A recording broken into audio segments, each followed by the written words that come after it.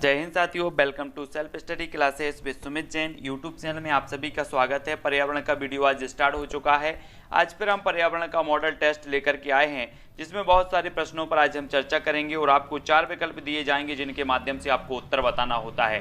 दोस्तों, जो भी साथी अभी तक टेलीग्राम ग्रुप से नहीं जुड़े हैं वो टेलीग्राम ग्रुप से जुड़ जाएं। टेलीग्राम ग्रुप से जुड़ने के लिए आपको करना क्या है, टेलीग्राम ऐप डाउनलोड करना है, फिर उसमें सर्च करना है IAS स्टडी ट्रैक और ज्वाइन हो जाना है। ठीक है, तो अपना रोज टेस्ट होता है शाम को 6:30 बजे पर्यावरण का, और इस पर्यावरण के टेस्ट में बहुत सारे स्टूडेंट अपना आकलन करते हैं, अपना जो कुछ भी उन्होंने पढ़ा है उसके बारे में देखते हैं कि हमसे कितना बन रहा है। तो स्टार्ट करेंगे, पूरा वीडियो सभी लोगों को देखना है ना, और लास्ट में आपको बताना है अंत में कि आपने कितने प्रश्न को सॉल्व किया है और कितने नंबर आपको प्राप्त हुए हैं। तो चलिए स्टार्ट होता है आज का टेस्ट। सभी लोगों को उत्तर बताना है फटाफट से। आपका जो आज का पहला प्रश्न है दोस्तों, राष्ट्रीय बाघ प्राधिकरण का गठन कब हुआ था। हमें 4 विकल्प यहां पर दिए हैं। राष्ट्रीय बाघ प्राधिकरण का गठन बताना है कि ये कब हुआ था। आपका प्रश्न है 4 अक्टूबर 2006 को, 4 सितंबर 2006 को, 4 जुलाई 2006 को, या इनमें से कोई नहीं। तब आपका राइट आंसर क्या होगा? राष्ट्रीय बाघ प्राधिकरण का जो गठन हुआ था वो कब हुआ था। तब अधिकांश लोगों ने ये 4 विकल्पों में से जो चयन किया है, उत्तर आपका राइट हो जाएगा। क्या हो जाएगा? विकल्प नंबर बी। विकल्प नंबर बी, यानी कि 4 सितंबर 2006 को राष्ट्रीय बाघ प्राधिकरण का गठन किया गया था, यानी कि जो आपका बी नंबर है वो बिल्कुल सही हो जाएगा यहाँ पर, बी नंबर।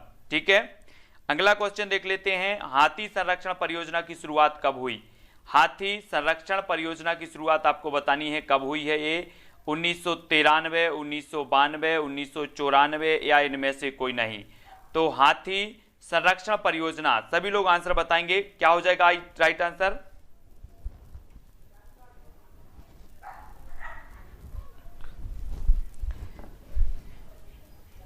तब आपका सही आंसर हो जाएगा दोस्तों 1992, है ना। हाथी संरक्षण परियोजना की शुरुआत की गई थी 1992 में। ठीक है, कहां से? भीतरकणिका राष्ट्रीय उद्यान है उड़ीसा में, यहां से की गई थी हाथी संरक्षण परियोजना की। ठीक है, तो बी नंबर यहां पर बिल्कुल आपका सही होगा। अगला देख लो, 22 अक्टूबर 2010 को किसे राष्ट्रीय विरासत पशु घोषित किया गया, है ना। यहां से आपके 2 प्रश्न बनेंगे। एक तो राष्ट्रीय पशु विरासत घोषित किया गया, तो कब किया गया? 22 अक्टूबर 2010 को किया गया। अब किसे किया गया तो आपको बताना है, बाघ को किया गया, हाथी को, गैंडा को, या इनमें से कोई नहीं। किसे किया गया आपको उत्तर बताना है। 4 विकल्प में से अपना उत्तर चयन करेंगे।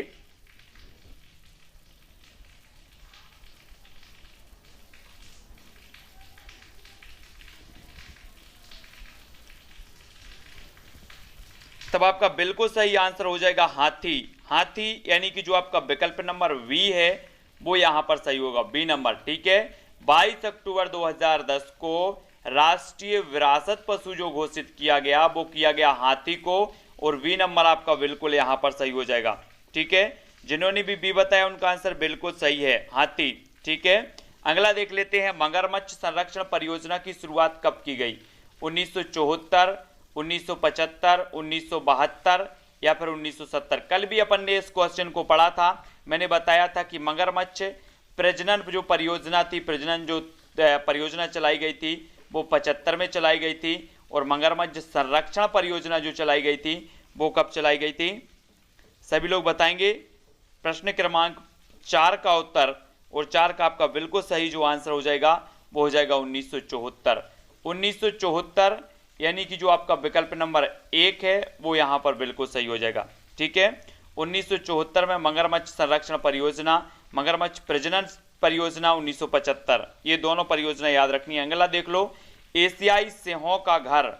एशियाई सिंहों का घर के नाम से कौन सा राष्ट्रीय उद्यान जाना जाता है? गिर राष्ट्रीय उद्यान, कान्हा-किसली राष्ट्रीय उद्यान, सुंदरबन, या फिर जिम कॉर्बेट। एशियाई सिंहों का घर के नाम से आपको बताना है कौन सा उद्यान जाना जाता है। सभी लोग वीडियो को लाइक जरूर करेंगे। तो कौन सा राष्ट्रीय उद्यान जाना जाता है एशियाई सिंहों का घर के नाम से?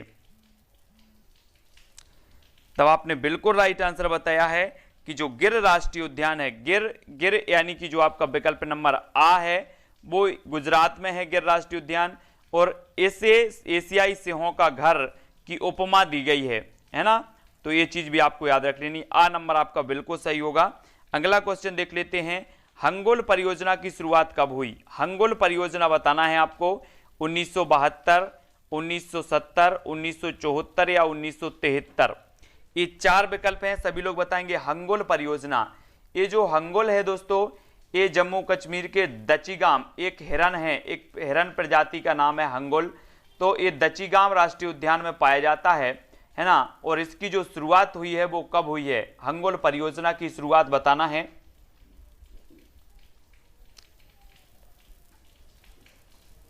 और इसे IUCN द्वारा जो है रेड डाटा बुक में भी डाल दिया गया है हंगोल। तब आपका जो आंसर हो जाएगा वो हो जाएगा 1970। 1970 यानी कि जो आपका विकल्प नंबर बी है वो सही हो जाएगा। हंगोल परियोजना की शुरुआत हुई 1970 में, ठीक है, बी नंबर। अगला क्वेश्चन देख लो, लाल पांडा परियोजना की शुरुआत कब की गई? लाल पांडा परियोजना 1993, 1992, 1995 या 1996। लाल पांडा परियोजना की शुरुआत हमें बताना है, ये कब की गई?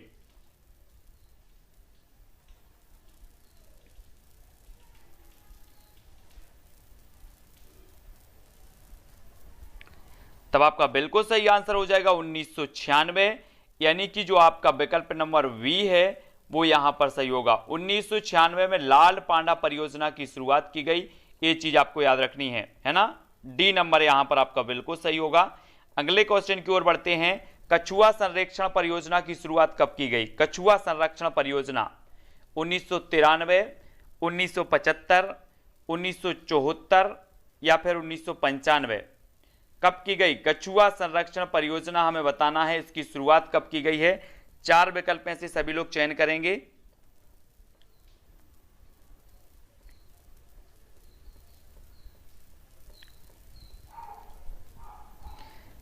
तब आपका बिल्कुल सही आंसर हो जाएगा 1975। 1975 यानी कि जो विकल्प नंबर आपका बी है वो बिल्कुल सही हो जाएगा, ठीक है। कछुआ संरक्षण परियोजना की शुरुआत की गई 1975 में, वी नंबर। ध्यान से याद कर लेना, ये बहुत ही महत्वपूर्ण है।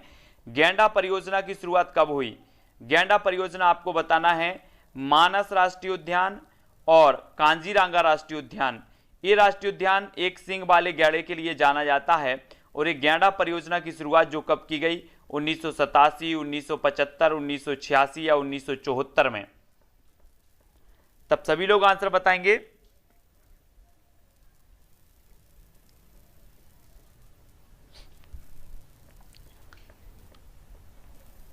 तब आपका राइट आंसर होगा दोस्तों 1987। 1987 यानी कि जो विकल्प नंबर ए है वो सही होगा। गैंडा परियोजना की जो शुरुआत हुई वो 1987 में हुई, ए नंबर आपका बिल्कुल सही है। अगला क्वेश्चन है, हिम तेंदुआ परियोजना की शुरुआत कब हुई? हिम तेंदुआ आपको बताना है 20 जनवरी 2020, 20 जनवरी 2009, 20 जनवरी 2010 या 20 जनवरी 2019। तो हिम तेंदुआ परियोजना की शुरुआत हमें बतानी है, शुरुआत कब की गई? ये हिमालय क्षेत्र में पाया जाता है हिम तेंदुआ, और इस परियोजना, इसके संरक्षण के लिए परियोजना शुरू की गई, तो वो कब की गई?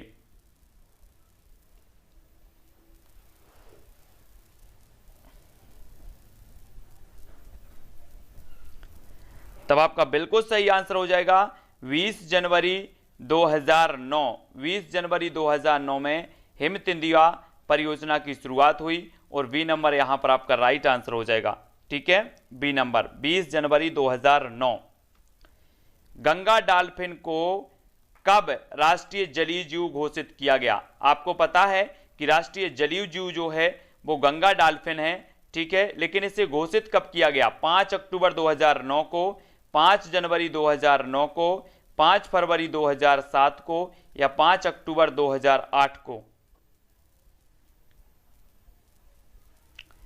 गंगा डॉल्फिन को कब राष्ट्रीय जलीय जीव घोषित किया गया? प्रश्न क्रमांक है 11, और 11 का राइट आंसर हमें बताना है। तब आपका बिल्कुल सही आंसर होगा 5 अक्टूबर 2009, यानी कि जो आपका विकल्प नंबर 1 है वो यहां पर सही होगा, ठीक है, ए नंबर। गंगा डॉल्फिन को राष्ट्रीय जलीय जीव घोषित किया गया 5 अक्टूबर 2009 को। अगला क्वेश्चन है विक्रमशिला गंगा डॉल्फिन अभ्यारण्य किसकी स्थापना कहां की गई? जो एशिया में डॉल्फिन का एकमात्र सुरक्षित आवास है। तो विक्रमशिला गंगा डॉल्फिन अभ्यारण्य की स्थापना कहां पर की गई?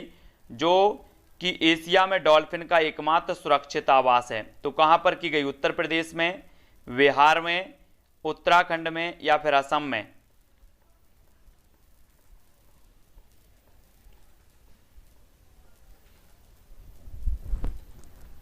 तब आपका बिल्कुल सही आंसर हो जाएगा बिहार। बिहार के सुल्तानपुर। कहां पर? बिहार के सुल्तानपुर में जो है इस अभ्यारण्य को स्थापित किया गया है, विक्रमशिला गंगा डॉल्फिन अभ्यारण्य, और जो कि एशिया में डॉल्फिन का एकमात्र सुरक्षित स्थान या आवास माना जाता है। तो बी नंबर यहां पर आपका बिल्कुल सही होगा। अगला देख लो, 1992 में ब्राजील में आयोजित पृथ्वी सम्मेलन में कितने देशों ने भाग लिया था? आपको पता है कि जो पृथ्वी सम्मेलन हुआ था वो 1992 में हुआ था, है ना, और ये ब्राजील में हुआ था, ये चीज भी याद रख लेनी है। लेकिन इसमें कितने देशों ने भाग लिया था? 168 देशों ने, 174 देशों ने, 192 देशों ने या 175 देशों ने? प्रश्न क्रमांक 13 का उत्तर हमें बताना है। आपका राइट आंसर क्या होगा?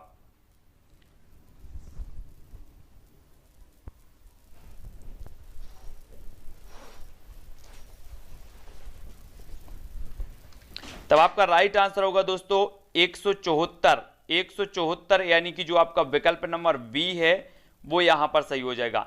174 देशों ने भाग लिया था, है ना। बी नंबर जिन्होंने बताया उनका आंसर बिल्कुल सही है।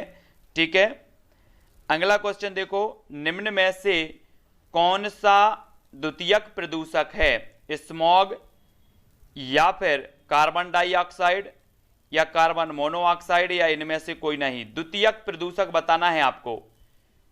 कौन सा है द्वितीयक प्रदूषक?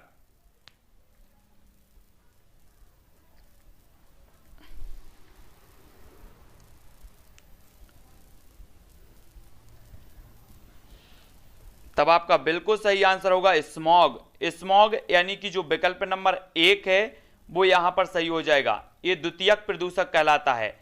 उत्पत्ति के आधार पर प्रदूषकों को दो भागों में बांटा गया, एक प्रथम प्रदूषक और एक द्वितीय प्रदूषक, है ना, ये याद रख लेना है। प्रथम प्रदूषक वो होते हैं जो डायरेक्ट जैसे वाहन आदि से निकलते, जैसे कार्बन डाइऑक्साइड, ये प्रथम प्रदूषक कहलाता है। लेकिन इनके कारण, जब इनके मतलब क्रिया के दौरान या इनके कारण जो नेक्स्ट प्रदूषक बनते हैं, जैसे स्मॉग बनता है या फिर ओजोन बनती है, ओजोन द्वितीयक प्रदूषक में आती, स्मॉग भी आता द्वितीयक में, तो इनके कारण जो उत्पन्न होते हैं प्रदूषक वो द्वितीयक प्रदूषक में आते हैं। और प्रथम प्रदूषक में जो आते हैं वो कार्बन डाइऑक्साइड, कार्बन मोनोऑक्साइड ये आते हैं, तो याद रख लेना है। ठीक है, अगला क्वेश्चन देखो, निम्न में से कौन सी गैस ग्रीन हाउस गैस नहीं है? तो ग्रीन हाउस गैस नहीं है बताना है मीथेन, हाइड्रोजन, नाइट्रस ऑक्साइड या इनमें से कोई नहीं? सभी लोग आंसर बताएंगे निम्न में से कौन सी गैस ग्रीन हाउस गैस नहीं है। प्रश्न क्रमांक 15 का आंसर। ये क्वेश्चन आपके आए हुए हैं पेपर में, मैंने आज पूरा का पूरा पेपर आपका उठाया है, जो आपके व्यापम में आए हुए प्रश्न हैं वो उठाए हैं, है ना। तो आपका राइट आंसर हो जाएगा हाइड्रोजन। हाइड्रोजन यानी कि जो विकल्प नंबर बी है वो यहां पर सही हो जाएगा। ये ग्रीन हाउस गैस नहीं मानी जाती, बी नंबर। ठीक है, अगला क्वेश्चन देख लो, बांदीपुर राष्ट्रीय उद्यान कहां स्थित है? बांदीपुर असम में, कर्नाटक में, उत्तराखंड में या फिर इनमें से कोई नहीं? बांदीपुर बताना है, बांदीपुर राष्ट्रीय उद्यान कहां पर स्थित है। प्रश्न क्रमांक 16 का आंसर।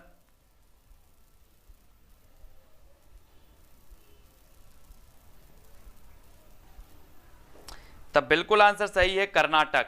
बांदीपुर राष्ट्रीय उद्यान जो है वो कहां पर है? कर्नाटक में है, और बी नंबर आपका बिल्कुल सही हो जाएगा यहां पर, बी नंबर। ठीक है, अगला क्वेश्चन देख लो, निम्न में से कौन सा ध्वनि से संबंधित नहीं है? तो ध्वनि से संबंधित नहीं है बताना है, तो माइक्रोफोन, आवृत्ति, लाउड स्पीकर या फिर मायोपिया, ध्वनि से संबंधित कौन सा नहीं है?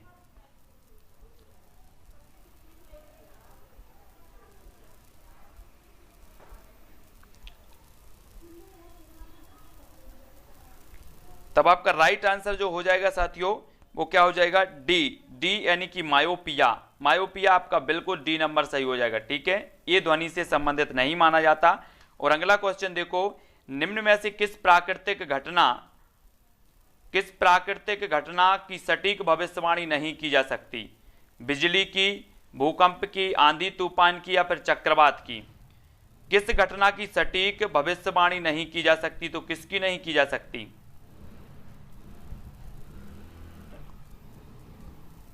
7-15 पर यथावत आपकी होगी बाल विकास की क्लास, 7-15 पर यथावत बाल विकास की क्लास होगी।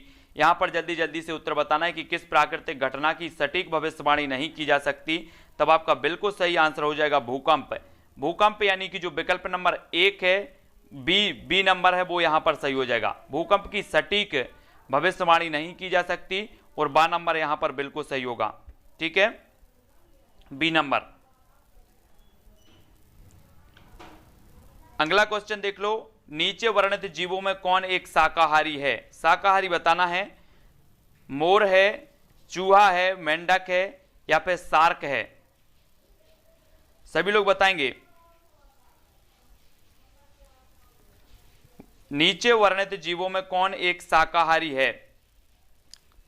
ये क्वेश्चन भी पूछा गया है आपका। जितने क्वेश्चन है पूरे पूछे गए हैं व्यापम के एग्जाम में। तब आपका राइट आंसर क्या हो जाएगा, चूहा। चूहा यानी कि जो विकल्प नंबर बी है, ये कैसा होता है, शाकाहारी होता है, बी नंबर।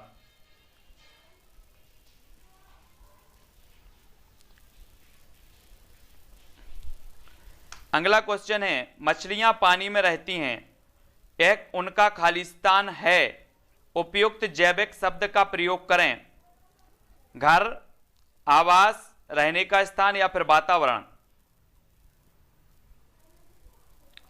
मछलियां पानी में रहती हैं, यह उनका खालिस्तान है, उपयुक्त जैविक शब्द का हमें प्रयोग करना है।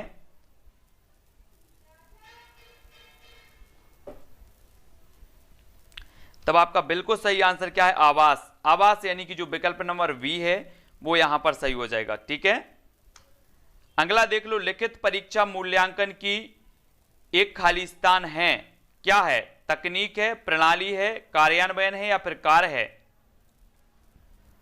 तो आपको बताना है लिखित परीक्षा मूल्यांकन की एक खालिस्तान है। प्रश्न क्रमांक 22 का आंसर सभी लोगों को बताना है।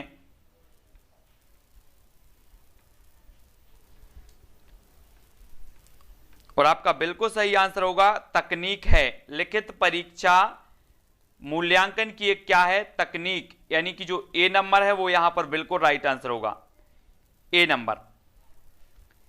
अगला देख लो, इसरो के वर्तमान अध्यक्ष कौन है?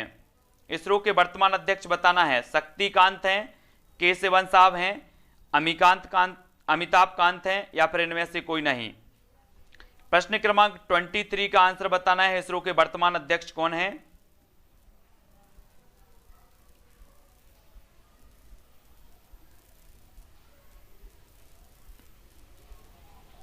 तब आपका ने सभी बताया है सभी लोगों ने कि के सिवन साहब, यानी कि जो विकल्प नंबर वी है वो बिल्कुल सही है ना, वी नंबर।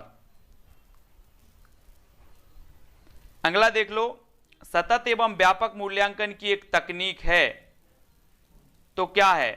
निदानात्मक मूल्यांकन, सत्र मूल्यांकन, इकाई मूल्यांकन या फिर इनमें से कोई नहीं? सतत एवं व्यापक मूल्यांकन की एक तकनीक कौन सी है?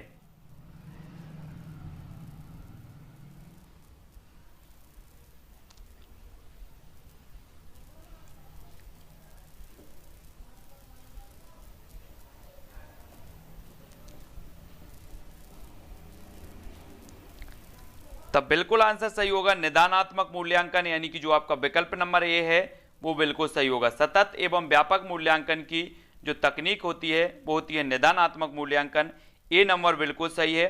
ठीक है, अगला क्वेश्चन है, खरीफ की फसल की अवधि है, तो क्या अवधि है?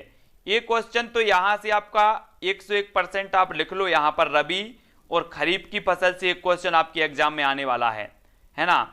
तो खरीफ की फसल की अवधि क्या है? मार्च से सितंबर तक, जून से अक्टूबर तक, नवंबर से अप्रैल तक या फिर अक्टूबर से मार्च तक? तो खरीफ की फसल की अवधि क्या मानी जाती है?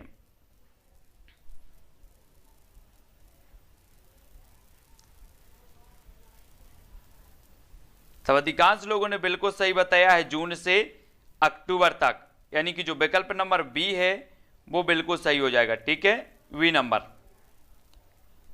नंबर ठीक है आपका। आज यहां पर 25 प्रश्नों पर ही चर्चा की जाएगी, है ना। और चूंकि कम प्रश्न यहां पर आज ला पाए हैं, लेकिन 25 प्रश्न भी ऐसे प्रश्न थे आज के कि जो आपसे कितने बने हैं जल्दी जल्दी से सभी लोग बता दो। दौलत राम, डॉक्टर राकेश तिवारी, प्रमिला, दिनेश कोहली, रोहित जी, रीता, पुष्पेंद्र, कृष्णा जी, रोहित वर्मा जी, सभी लोग से फटाफट बता दो कि कितने आज के प्रश्न गलत हुए हैं। और उसके बाद 7-15 पर अपन पढ़ते हैं फिर, है ना। क्या पढ़ते? बाल विकास। जुगल जी, साईं, पुष्पेंद्र जी, प्रीति जी, विनोद जी, रीता जी, जितेंद्र, विवेक जी, मधुर जी, कुमकुम जी, पूजा, सुरेंद्र अहिरवाल, निशा जी। बिल्कुल 6:30 बजे डेली इसी टाइम पर क्लास रहती है। बहुत सारा अध्ययन तो हो चुका है, बहुत सारे लोगों ने अध्ययन कर लिया है। अब तो वो प्रश्न आ रहे हैं निकाल के। अब मैं भी सोचता हूँ कि क्या लेकर के आऊँ, कौन से प्रश्न लेकर के आऊँ। ये तो पढ़ लिया, वो पढ़ लिया, वो पढ़ लिया, ये भी क्वेश्चन आ गए, वो भी आ गए। तो मैं भी बड़ा असमंजस में रहता हूँ कि कैसे क्वेश्चन लेकर के आऊँ, है ना। तो बहुत सारा अध्ययन अपन लोगों ने कर लिया है।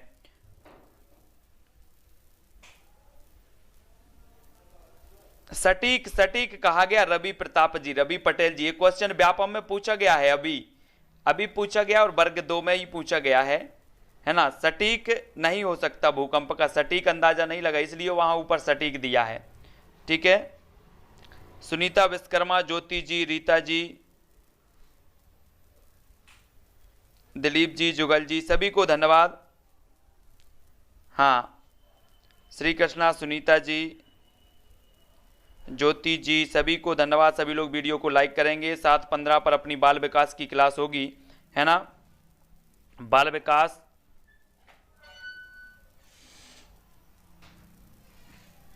अतुल जी, दीपिका जी, रवि जी, सभी को धन्यवाद। तो आज की वीडियो के लिए बस इतना ही साथियों। जय हिंद।